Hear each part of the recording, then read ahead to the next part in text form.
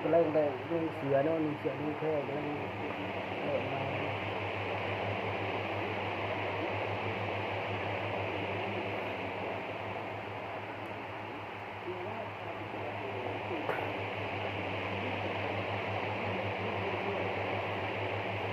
กันบ้านนี้เนาะคนทั้งแก๊งสารวัตรก็เดือดร้อนเนาะทางพี่น้องอยู่ทางโอ้โหเดือดร้อนเรื่องแหน่ในยิ่งซื้ออย่างที่ใหม่ที่ได้ที่ใหม่บางที่เนาะที่ใหม่บางที่เนาะมันไม่มีใหม่เลย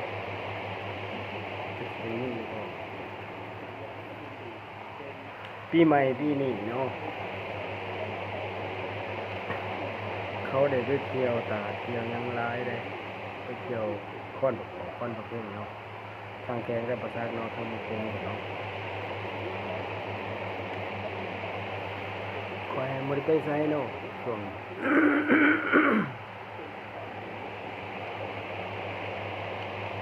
แม่เขาก็นั่งกินหอยไปตลาดมายาหรือคนเห็ดเป็นลายเขาขี่รถจักรเป็นลายหาเงินกับบกเกิดบกเงยปานใด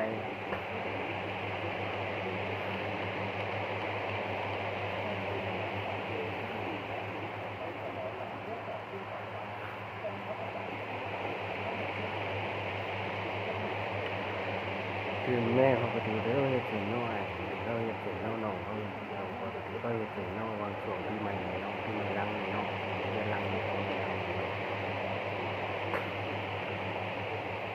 ของก็เห็ดเสียงน้องหากินหาเงินหาทองหาเงินหาทองมันก็บ่ได้ปานใดแล้วเศรษฐกิจของมันเนาะวันนี้เรื่องพวกปานใดแต่ว่าเพื่อนก็บ่ได้จนพวกปานใดดอกเนาะแต่ว่าสำหรับในนครปากเซ่เฮานี่เนาะมาปากเซ่มาเฮาเนาะคันว่าอยากรู้ความจริงก็มาให้มาถามคนนครปากเซ่เด้อว่าก็ได้ขับรถเฮ็ดเป็นเฮ็ดหยังกันนะเฮ็ดเป็นเพื่อนทุกคนทางไทยก็ได้พิจารณาทางในเนาะเกิดภัยเกิดเจ็บแล้วนี่จะภัยซอยไปเนาะคนตัวตกก็หลายคนตัวตกเอาเงินเอาทองก็หลายคนมิจฉาชีพอย่างเช่น18 มงกุฎก็หลาย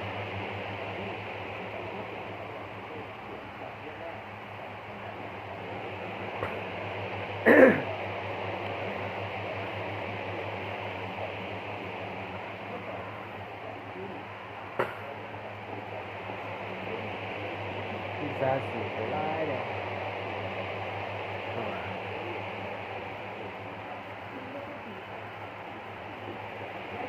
ยังอยู่เลยแต่ว่าอาชีพของข่อยก็เป็นก็โบราณช่วยบอกลายเขาก็บ่ได้เฮ็ดหยังเนาะได้เงินกันของพ่อแม่ที่พึ่งเขาเราเฮ็ดงานเราป่วยมาสู่ดูแลเราแน่เนาะ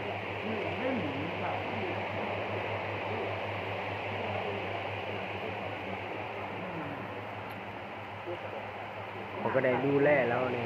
ดูแลพ่อแม่ของแม่หลูกหลานคน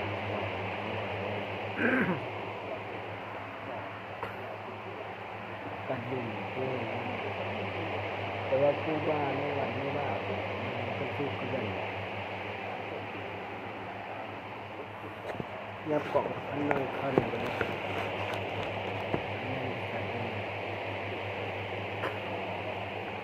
ในวัดไม่ว่าก็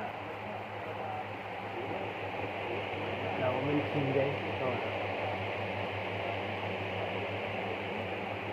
ในวัดไม่ว่า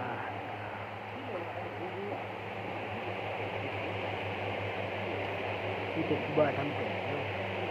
ทำแตกคนทำแตกนะยาย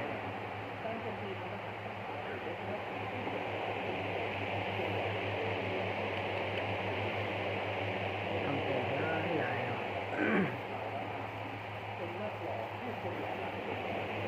แต่ว่าเพื่อนแฟนบ้านช่องเขาก็อยากกลับไปเหยียบบ้านเกิดเมืองโน่นเลยเนาะซึ่งมากอะน้องมากก็อยากไปเฮ็ดให้หน้าเฮ็ดให้กวนเลยเพราะว่าให้หน้าเขาบ่มีตาม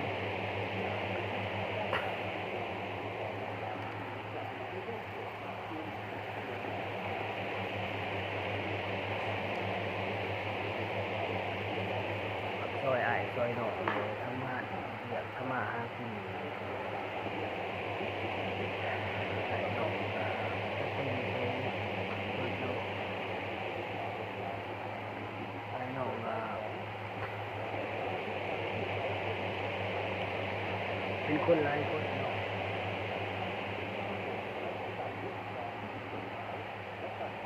แต่ว่าในสิ่งที่ผมคิดไว้นั่นคือ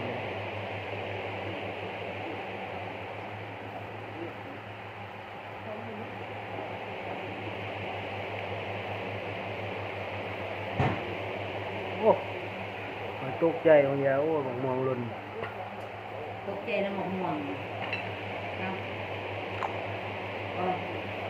ตกใจน้ำหมกม่วงร่นเลย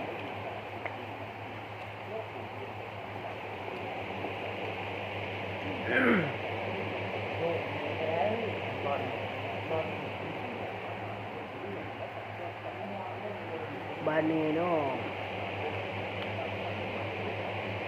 บ้านนี้มูกูก็แตกเนี่ยกันเลยก็ปล่อยมูกูแตกเนี่ยกันเรื่องไปคนละทิศละทางเนาะไปคนทางบางคนไปทางเวียงจันทน์บางคนก็ไปทางสวรรค์เนาะบางคนก็ไปเบียดไปปากซอยเนาะไปคนละทิศละทางคนเฮ็ดเวียกอย่างขายาตี้มันก็หลายพวกขายที่ไป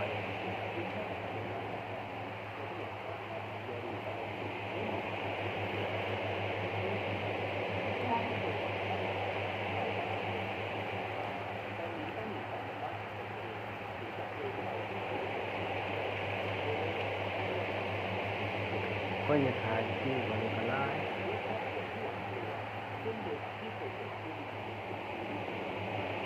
ก็มันแจกงอแล้วมันไก่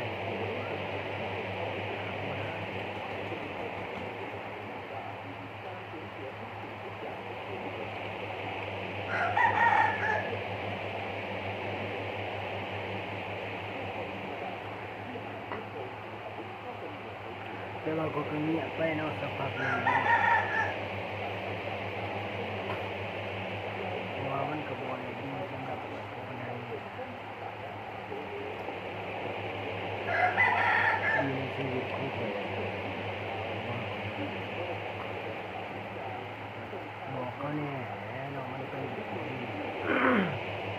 อย่างผมก็อยากเปลี่ยนเอาห่วงชีวิตเขาเนี่ยเขาอยากบ่ได้เบิ่งพ่อเบิ่งแม่เขาเลยเอาเมื่อเขาตายไปเมื่อเขาตายไป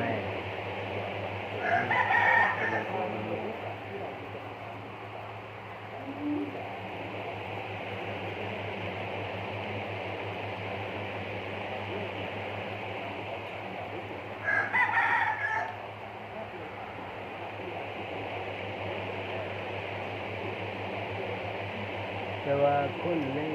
คนในเมืองประเทศมันว่าอยากมีความจริง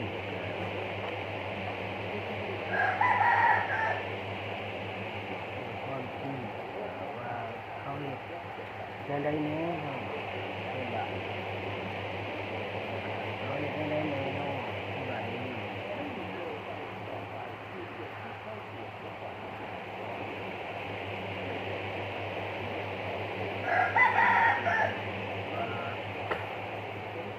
พวกเกียร์คนขับรถก็หลายคน คนขับรถก็เยอะ หลายคนขับรถหลายเกินไป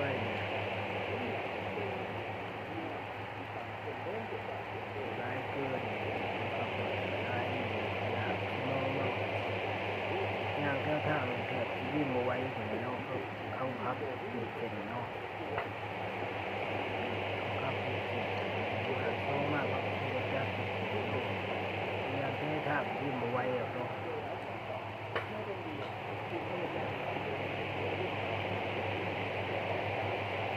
แต่ว่าเรื่องคนถือคุมของคนอื่นน่ะก็ร้ายนะพี่น้องเยอะแยะลงไป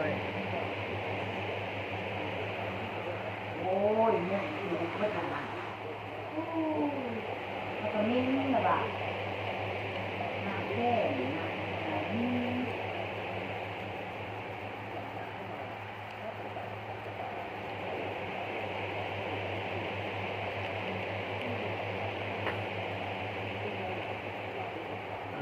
เกาหน้าเกาหลังเนาะแล้วคนที่สินก็ร้ายเนาะคนที่ตีขาก็เยอะร้ายเกินไปเนาะย่างก็ขึ้นไม่ได้หรอกเพราะว่าย่างก็ขึ้นเนี่ยก็ตีก็เอาไปขาบ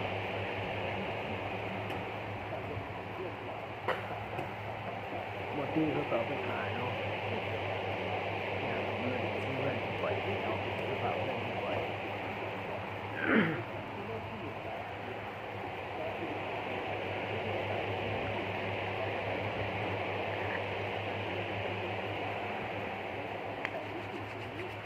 กระทะนี่เนาะเกี่ยมองเนาะมือมันเย็นเนาะ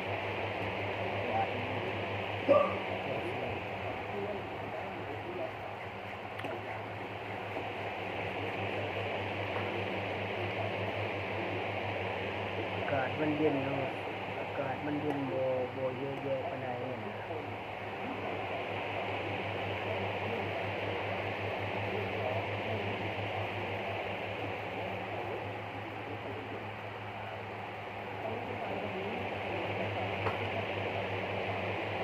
เรียกเงินก็บ่มีเหตุอย่างเนาะไว้เนาะเขาบอกเขาทำงาน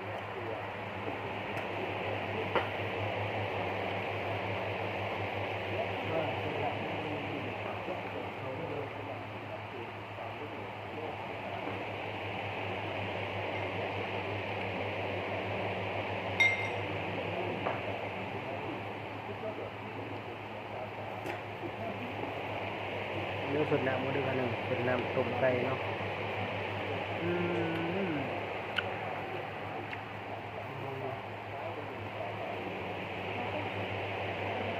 น้ำต้มไก่เนาะ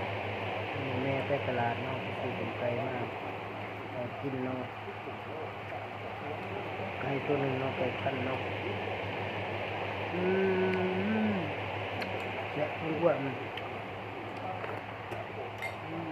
ความหวาน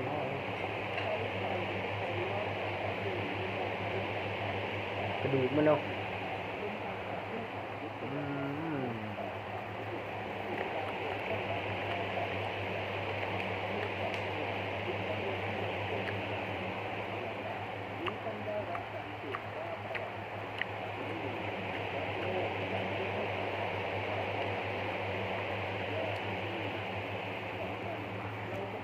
พ่อจะเบี้ยงสำนีเนาะบ๊ายบาย